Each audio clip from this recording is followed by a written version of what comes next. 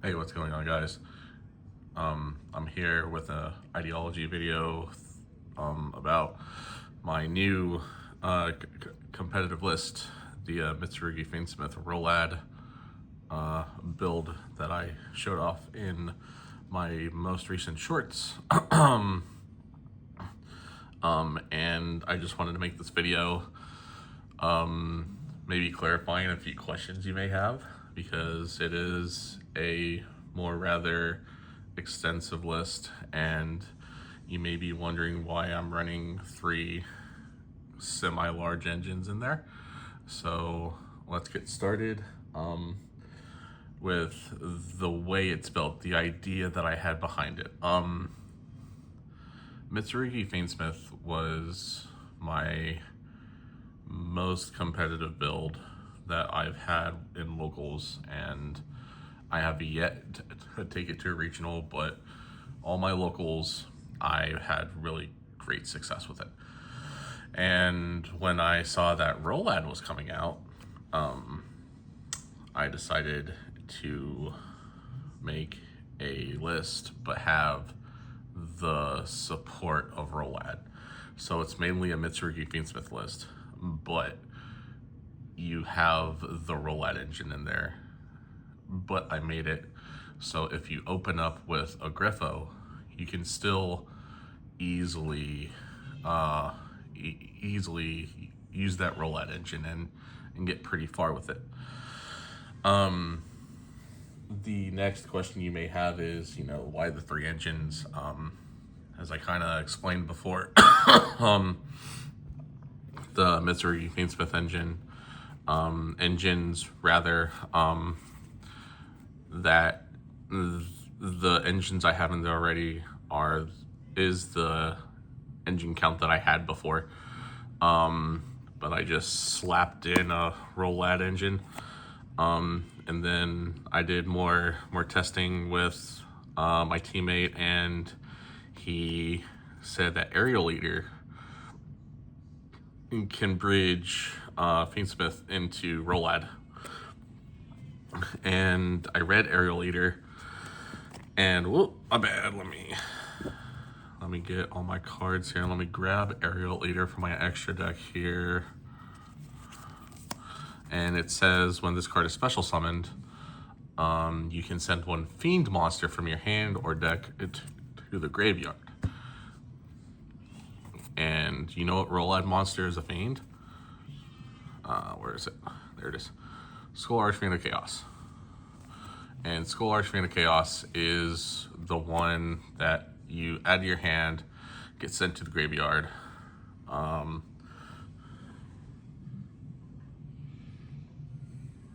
And my bad. Aerial Leader. Let me make a correction with Aerial Leader. I was thinking with Skull Archfiend of Chaos for Aerial Leader. Aerial Leader is sending a fiend from your main deck to your graveyard. Skull Archfiend of Chaos effect happens when you send it from your hand to your graveyard. Sorry about that mistake. Hopefully that clarifies it for you. But you send Skull Archfiend off of Aerial Leader, and then Skull Archfiend gains its effect by sending your RoLD or your Mitsurugi Rituals, one of the 2, Mitsurugi Ritual or Mitsurugi Mirror. And I do believe it's Mitsurugi Ritual.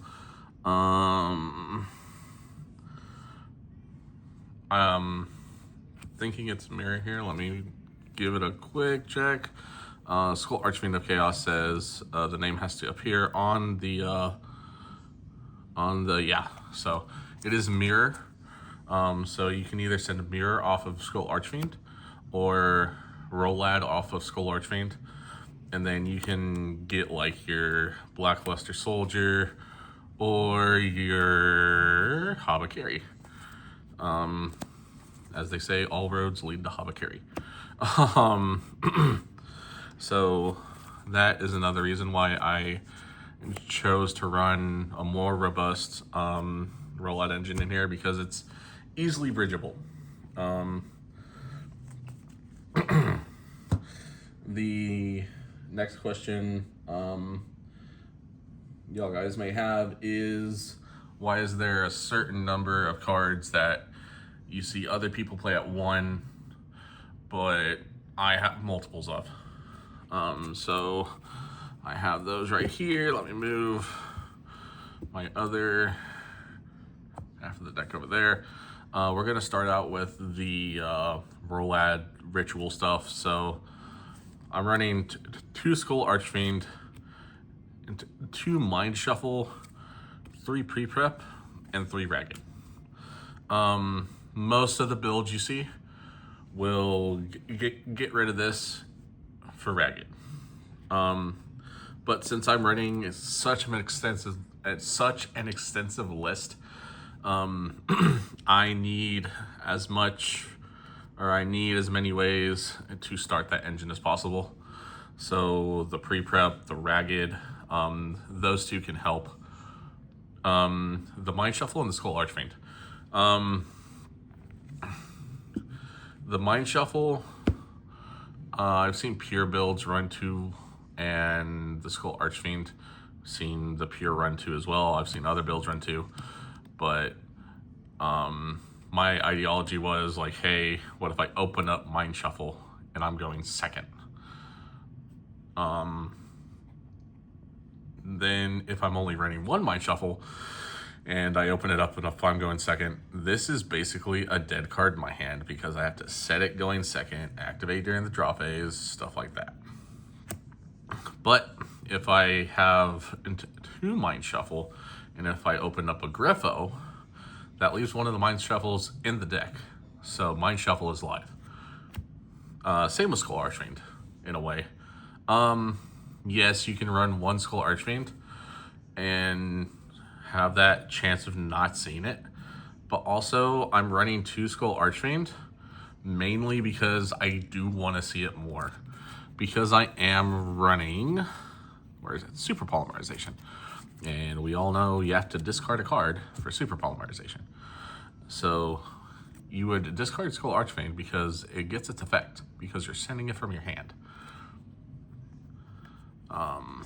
That is the RoLD ritual stuff. And then I guess we will go ahead and cover my Fiendsmith engine. Just 3 Engraver, 1 Lurie, 1 Tract, 1 Lurie, 1 Lacrima, 3 Engraver, and 2 Tract. If I cut out this list completely, or if I cut out the engine completely, rather, it would bring it down from 48 all the way to 41. And my deck count from 48 to 41. But the 2 engines won't really bridge into each other really well. So at first, I was doing what I previously did with other builds and just ran 1 Engraver.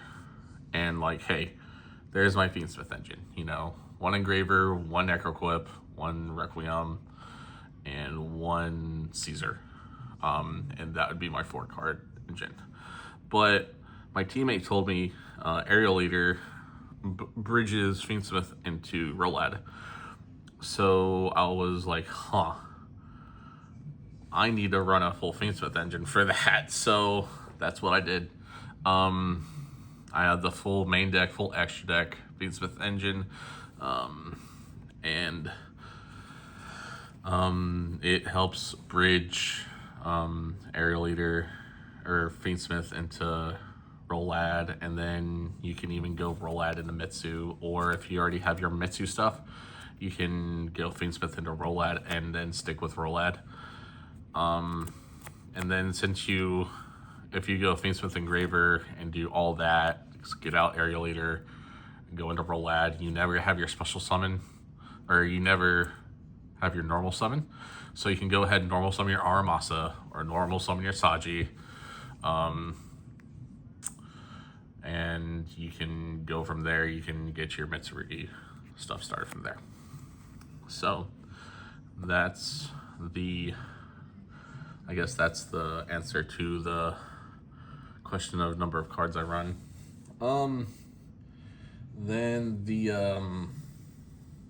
I guess I can go over all my bridge cards, how they bridge into each other.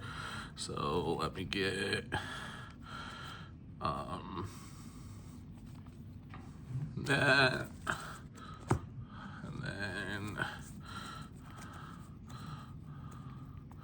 Aerial Leader, Cyclone Knight.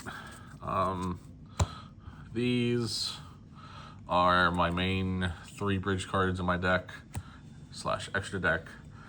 Exciton Knight, pretty sure you know, it's pretty standard at this point if you run a Fiendsmith engine. And if you can make level 4s, run Exciton Knight. Even if you don't run a Fiendsmith engine, if you run level 4s, run Exciton Knight. Its effect is incredible for a grind game. But you basically make Exciton Knight, then you immediately link it off for Requiem, since Exciton Knight is a light fiend. Now, Aerial Leader, you summon off of sequence. Aerial Leader will let you send your Skull Archfiend from your deck over to your graveyard. I'll put my graveyard right here so you can see. Skull Archfiend effect. I'm sorry for that glare. My gosh. Skull Archfiend effect will allow me to send a ritual card from my deck to my graveyard, then add a monster or a ritual monster that is named on there. So what we do is send the Mirror. Mirror goes to grave, and then Mirror names Habakiri. So add Habakiri. And then right then and there, you have full Mitsurugi combo.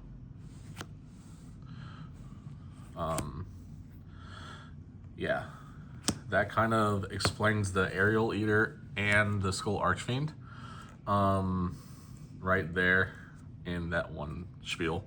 I guess another question is, why 48? Is there any way to bring it down?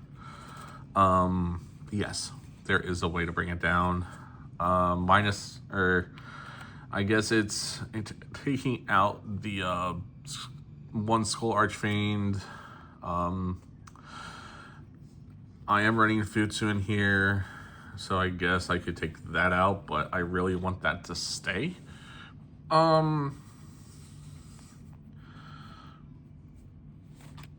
I guess those two, I could bump Skull Archfiend down to 1 and take Futsu out, but I'm happy at 48, even though this is one of the largest lists I have run in a competitive sense. I have ran 60 before in a non-competitive sense, but in a really, really serious competitive scene, 40 is the largest I've run. 40 to 42, never over 42, so 48 is another story. But these engines run so great together that I see no reason to bring it down. Another question you may have is, where's Black Chaos? You're running RoLD, Nate. Where's your Black Chaos? Good question. I don't have any. So, I may do with what I had. And I think this list gave me a reason to not run one. If I had one, yes, I would bump it up to 49, 50 if I had 1 or 2. I don't see a reason running 3, even though it's a great starter. But your Griffo, nice Euro there that I got from the mail not too recently. We got it for like $11 each, which is really great. This is a great turn 0 starter. So I chose running 3 of these instead of getting a Black Chaos. And at the time of ordering these, Black Chaos was like 70 bucks. So I'm not about to drop 70 bucks on one card that I can easily win without. Another comment is when Magnificent Monsters comes out, we're getting a new Kariba monster that searches this. I will be running it. I think it's called Multiplying Karibo or Karibo Multiply something. It's an overframe. Has an overframe. And yes, I will be fiending for the overframe and the Grandmaster Rare. Even though Grandmaster Rares are going to be so expensive. But that's off topic. Yes, that's going to be a one of in this build. So the build is going to be changing when Magnificent Monster comes out. And I will upload a update video on the list. I'll probably cut down the Skull Archfiend and take out the Futsu, or cut out the Skull Archfiend and replace it with the Multiplying Kariba, to keep it at 48. But other than that, I think I covered everything I wanted to in this video. Another thing I want to talk about, non-Yu-Gi-Oh related, is one of my teammates in Canada. His city is suffering from a wildfire. And I just want to put it out there, the importance of, you know, watching where you put out your cigarettes, watching, you know, like we had the 4th of July, like watching where you launch fireworks, because it can cause some major stuff. His city is literally pinched in between fires, and I will put a Red Cross link in the description of this video. So if you want to, you don't have to, but if you want to, you can go ahead and donate, whether it be $1, $5, $10, anything helps. And I just wanted to get that out because I live in a state that's really prone to wildfires. I live in Texas, and I know how it is because my town almost got hit with one a few years ago. So I just wanted to put that out there and just show the importance of, like, hey, watch it, you know. But I will add that Red Cross link in the description below. And I think that's everything I wanted to talk about in this video. So hopefully that answered some of your questions about my build. If I didn't answer your question, go ahead and put it in the comments, and if I see it, which I should, I will answer it for you. But yeah, my goal for the Chaos Origin and Beyond the Brave format is run Mitsurugi Fiendsmith RoLD with the current build, the one with Multiplying Karibo, and the new support we're getting in Beyond the Brave. So I will upload update videos for when I get those cards. So with that, have a good night and happy dueling.